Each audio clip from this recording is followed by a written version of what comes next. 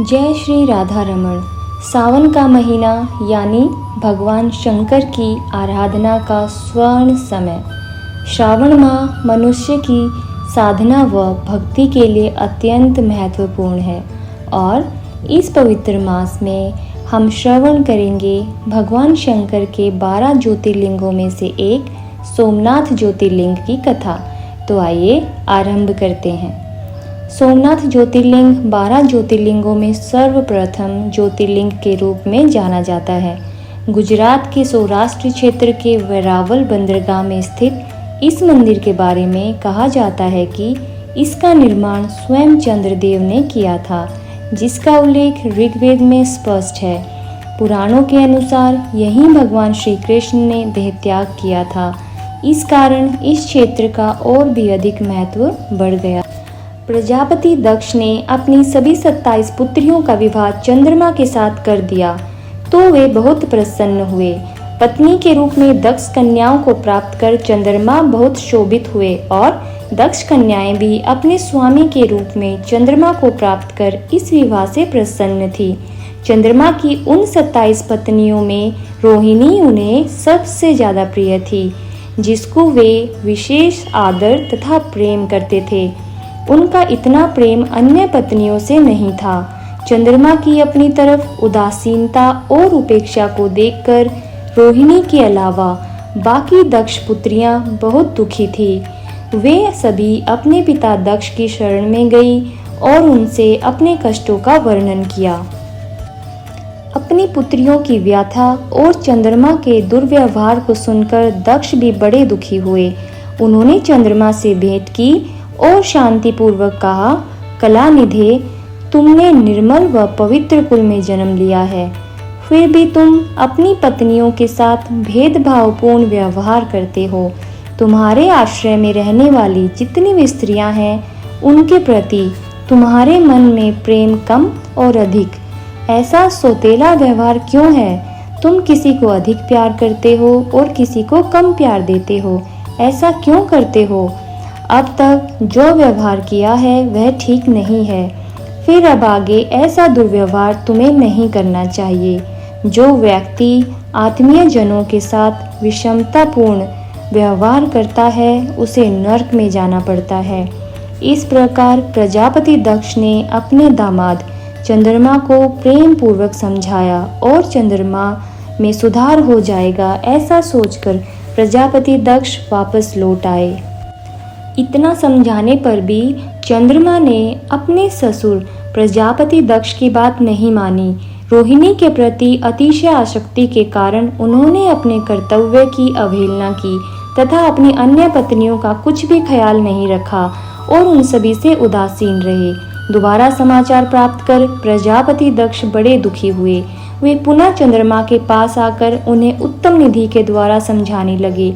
दक्ष ने चंद्रमा से न्यायोचित बर्ताव करने की प्रार्थना की। बार बार आग्रह करने पर भी चंद्रमा ने अवहेलना पूर्वक जब दक्ष की बात नहीं मानी, तब उन्होंने चंद्रमा को शाप दे दिया। दक्ष ने कहा कि मेरे आग्रह करने पर भी तुमने मेरी अवज्ञा की है, इसीलिए तुम्हें क्षय रोग हो जाए। दक्ष द्वारा शाप देने के साथ ही क्षण भर में चंद्रमा क्षय रोग से ग्रसित हो गए। उनके क्षीण होते ही सर्वत्र हाहाकार मच गया। सभी देवगण तथा ऋषिगण भी चिंतित हो गए। परेशान चंद्रमा ने अपनी अस्वस्थता तथा उसके कारणों की सूचना इंद्र आदि देवताओं तथा ऋषियों को दी। उसके बाद उनकी सहायता के लिए इंद्र आदि देवता तथा वशिष्ठ आदि ऋषिगण ब्रह्मा जी की शरण में गए। ब्रह्मा जी ने उनसे कहा कि जो घटना हो गई है उसे तो भुगतना ही है, क्योंकि दक्ष के निश्चय को पलटा नहीं जा सकता। उसके बाद ब्रह्मा जी ने उन देवताओं को एक उत्तम उपाय बताया। ब्रह्मा जी ने कहा कि चंद्रमा देवताओं के साथ कल्याणकारक शुभ प्रभास क्षेत्र में चले जाएं। वहां पर विधि पूर्वक शुभ मृत्युंजय मंत्र का अनुष्ठान करते हुए श्रद्धा पूर्वक भगवान शिव की आराधना करें। अपने सामने शिवलिंग की स्थापना करके प्रतिदिन कठिन तपस्या करें। इनकी आराधना और तपस्या से जब भगवान भोलेनाथ प्रसन्न हो जाएंगे, तो वे इन्हें क्षय रोग से मुक्त कर देंगे। पितामह ब्रह्मा की आज्ञा को स्वीकार कर देवताओं और ऋषियों के संरक्षण में चंद्रमा देवमंडल सहित प्रभास क्षेत्र में पहुंच गए। वहां चंद्रदेव ने मृत्युंजय भगवान की अर्चना, वंदना और अनुष्ठान प्रारंभ किया। वे मृत्युंजय मंत्र का जप तथा भगवान शिव की उपासना में तल्लीन हो गए। ब्रह्मा जी की आज्ञा के अनुसार चंद्रमा ने 6 महीने तक निरंतर तपस्या की और वृषभ ध्वज का पूजन किया। 10 करोड़ मृत्युंजय मंत्र जप तथा ध्यान करते हुए चंद्रमा स्थिर चित्त से वहां निरंतर खड़े रहे। उनकी तपस्या से भक्त वत्सल भगवान शंकर प्रसन्न हो गए। भगवान शिव ने तपस्या से प्रसन्न होकर चंद्रदेव से वर मांगने के लिए कहा। इस पर चंद्रदेव ने वर मांगा कि हे भगवान, आप मुझे इस श्राप से मुक्त कर दीजिए और मेरे सारे अपराध क्षमा कर दीजिए।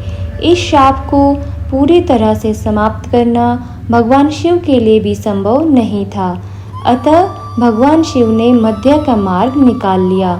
भगवान शिव ने चंद्रदेव से कहा, तुम्हारी कला प्रतिदिन एक पक्ष में क्षीण हुआ करेगी, जबकि दूसरे पक्ष में प्रतिदिन वह निरंतर बढ़ती रहेगी। इस प्रकार तुम स्वस्थ और लोक सम्मान के योग्य हो जाओगे।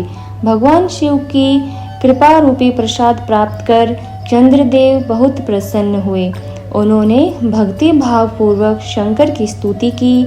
ऐसी स्थिति में निराकार शिव उनकी दृढ़ भक्ति को देखकर साकार लिंग रूप में प्रकट हुए और संसार में सोमनाथ ज्योतिर्लिंग के नाम से प्रसिद्ध हुए।